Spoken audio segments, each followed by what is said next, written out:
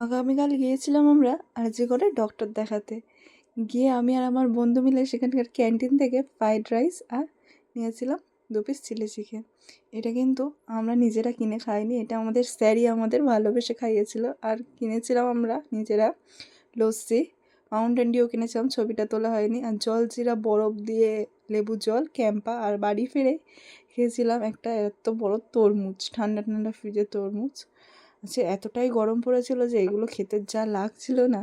আর সন্ধ্যাবেলায় আমার একটা ছোট্ট ভাইয়ের জন্মদিন ছিল। সে এত দুষ্টু না, মুখ দেখলেই বোঝা যায়। এদিকে দেখো, প্রদীপ থেকে চামচ ঘুরিয়ে সেটা খাচ্ছে, আর লেসের সাথে পায়েসটা পর্যন্ত খেয়ে নিচ্ছে। আর এনেছিল 2টো কেক।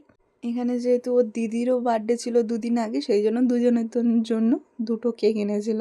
ওই বদমাইশ নিজে কেক কাটবে, কারোর হাত দিতে দেবে না, সেই জন্য ওর দিদা ধরে ওর কেক কেটে খাইয়ে দিচ্ছিল। আর এখানে ও কাটছে কেক। এবার কেক কাটার পর্ব শেষ করে আমরা কেক খেলাম, পায়েসও দিয়েছিল। আর বাড়িতে এসে খেয়েছিলাম, সকালবেলা রান্না হয়েছিল চিকেন আর ভাত, সেটা খেলাম। আর আজকের ভিডিওটা কেমন লাগলো, ভালো লাগলে এটা লাইক, কমেন্ট, শেয়ার ও সাবস্ক্রাইব করে যাবেন।